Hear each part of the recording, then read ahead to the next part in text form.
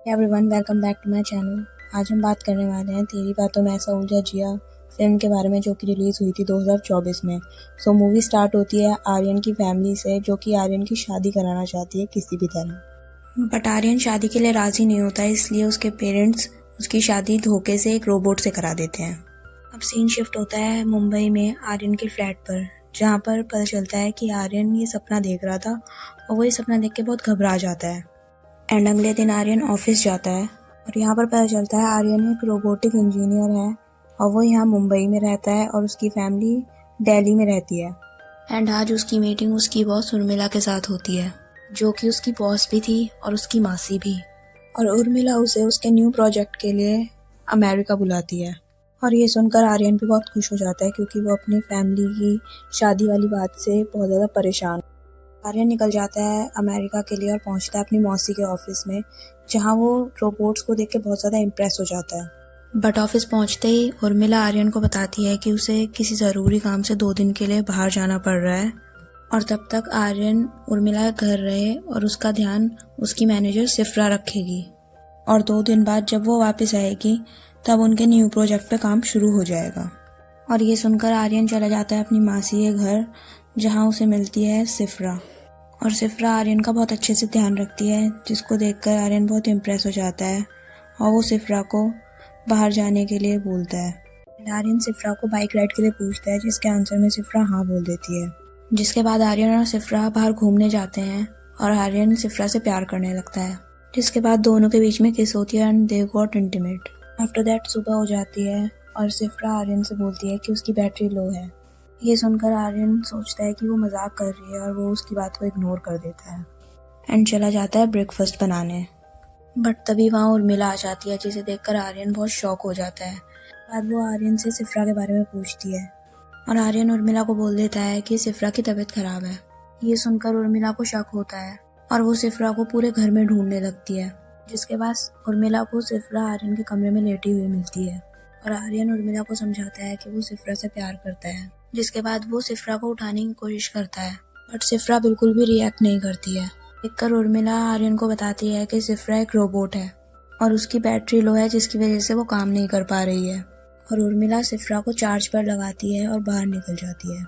ये सुनकर आर्यन को अपनी मासी पे बहुत गुस्सा आता है, बट मासी उसे बताती है कि उन्होंने सिफ्रा को सिर्फ आर्यन पर टेस्ट किया है।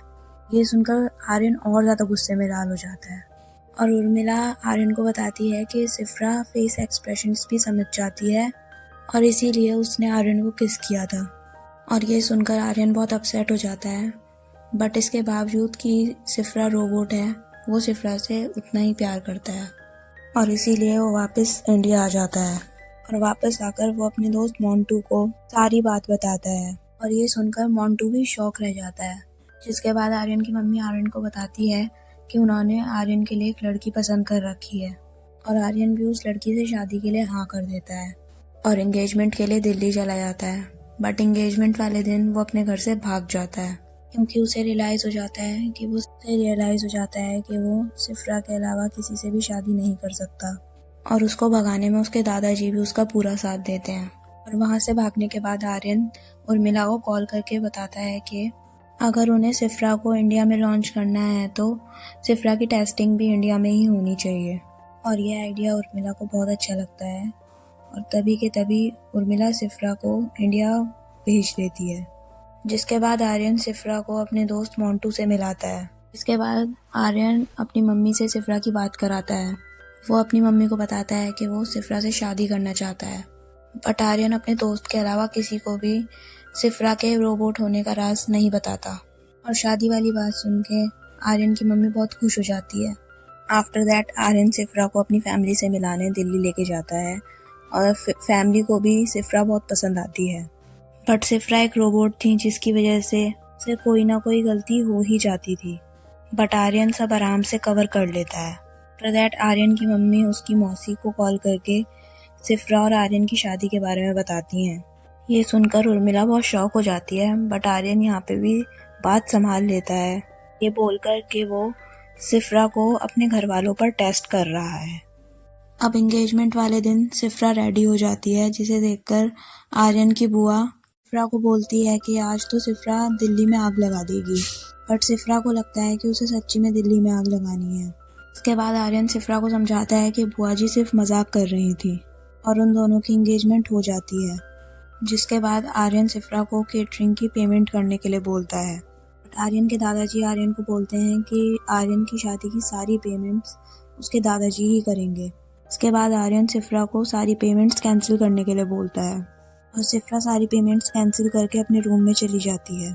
अब सिफ्रा आर्यन को एक न्यू अपडेट की फाइल डाउनलोड करने के बारे में पूछती है और आर्यन बिना फाइल चेक करे उसे डाउनलोड करने की परमिशन दे देता है। बट वो फाइल डाउनलोड करते ही उसकी मेमोरी करप्ट हो जाती है और सिफ्रा सब कुछ भूल जाती है।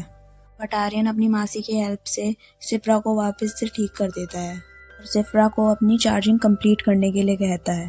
बट आर्यन के पड़ोसी का लड़का सिफ्रा को चार्जिंग करते हुए देख लेता है और वो समझ जाता है कि सिफ्रा एक रोबोट है और वो लड़का सिफ्रा के पास आकर उसे किस करने ही वाला होता है। इतने में वहाँ आर्यन आ जाता है। वो उस लड़के को बहुत मारता है।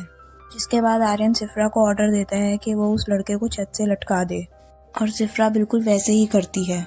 जिसके बाद वो लड़का आर्यन से सॉरी बोलता है और आर्यन उसे जाने देता है। बट आर्यन सिफ्रा की इस बात से बहुत गुस्सा होता है, लेकिन सिफ्रा उसे तभी वहाँ मना लेती है। जिसके बाद शादी के फंक्शन स्टार्ट हो जाते हैं और आर्यन की बुआ सिफ्रा को धक धक पे डांस करने के लिए बोलती है। बट आर्यन की मम्मी उसे मना कर देती है। बट शादी के फंक्शंस में दादाजी की तबीयत खराब हो जाती है और आर्यन सिफ्रा को पास के हॉस्पिटल तक कार ड्राइव करने के लिए बोलता है। सिफ्रा दादाजी को पास के जानवरों के हॉस्पिटल में ले जाती है। ये देखकर आर्यन खुद ड्राइव करके दादाजी को नॉर्मल हॉस्पिटल में लेके जाता है और डॉक्टर आर्यन को बताते हैं कि दादाजी का बीपी लो हो गया था और वो 2-3 दिन में ठीक हो जाएंगे। जिसके बाद दादाजी आर्यन से बोलते हैं कि वो शादी की तैयारियां रखें, वो 2-3 दिन में ठीक होकर शादी अटेंड करने आएंगे। और सब लोग वापस घर जाते हैं और शादी की तैयारियां करने लगते हैं। 3 दिन बाद वापस दादाजी भी आ जाते हैं और दादाजी को ठीक देखकर सब लोग बहुत खुश हो जाते हैं। बट ये बात जब मोंटू सिफ्रा को बताता है तो वो बहुत कोल्ड रिप्लाई देती है, जो कि मोंटू को बिल्कुल पसंद नहीं आता। और वो ये बात आर्यन को बताता है और इस शादी के लिए वार्न भी करता है, क्योंकि सिफ्रा में ह्यूमंस की तरह कॉमन सेंस नहीं थी। बट आर्यन इस बात को नज़रअंदाज कर देता है और शादी का दिन आ जाता है और सिफ्रा शादी के लिए अपने कमरे में तैयार हो रही होती है और तैयार होकर वो खुद को चार्ज करने लगती है। बट तभी वहाँ एक शॉर्ट सर्किट होता है और सिफ्रा का मदरबोर्ड ख़राब हो जाता है, जिसकी वजह से वो अजीब बिहेव करने लगती है। और सिफ्रा को ऐसे बिहेव करता देख आर्यन की एक कज़न आर्यन तक ये बात पहुंचाती है कि सिफ्रा बहुत अजीब बिहेव कर रही है। इसके बाद आर्यन और मोंटू सिफ्रा को पूरे घर में ढूंढने लगते हैं और इतने में ही वहाँ आर्यन की मासी जाती है आर्यन और सिफ्रा की शादी तोड़ने। इसके बाद आर्यन अपनी मासी को समझाता है कि वो सिफ्रा के बिना नहीं रह सकता और उर्मिला उनकी शादी के लिए कन्विंस हो भी जाती है। इसके बाद आर्यन निकल जाता है सिफ्रा को ढूंढने। दरअसल सिफ्रा अपने सारे इनकम्प्लीट टास्क पूरे कर रही थी, जैसे आर्यन की पुलिस कंप्लेंट करना, क्योंकि आर्यन ने एक बार सिफ्रा को मजाक में उसकी पुलिस कंप्लेंट करने के लिए कह दिया था। और जैसे ही सिफ्रा पुलिस स्टेशन आर्यन की पुलिस कंप्लेंट कराने पहुंचती है, इंस्पेक्टर उसे पागल समझकर उसकी कंप्लेंट दर्ज कर लेता है और सिफ्रा निकल जाती है अपने अगले टास्क पर, जो कि था धक धक पर डांस करना। इसके बाद वो धक धक पर डांस करती है, रिश्तेदारों को थप्पड़ मारती है और उस पड़ोस वाले लड़के को छत से फेंक भी देती है। और आर्यन जब ये सब करने से उसे मना करता है तो सिफ्रा उसके ऊपर एक गमला फेंक के मार देती है। अब सिफ्रा का सिर्फ एक लास्ट टास्क बचा था, जो कि था दिल्ली में आग लगाना। और ये सब देखकर आर्यन समझ जाता है कि सिफ्रा कितनी खतरनाक है और वो एक तलवार से सिफ्रा के ऊपर हमला करता है, जिसकी वजह से सिफ्रा की स्किन निकल जाती है और सबको पता चल जाता है कि सिफ्रा एक रोबोट है। और आर्यन के हमले की वजह से सिफ्रा पावर ऑफ हो जाती है। कहानी शिफ्ट होती है 6 महीने आगे। वहाँ उर्मिला अपने रोबोट्स को लॉन्च करती है और वो वहाँ अपने बेस्ट रोबोट सिफ्रा को भी बुलाती है।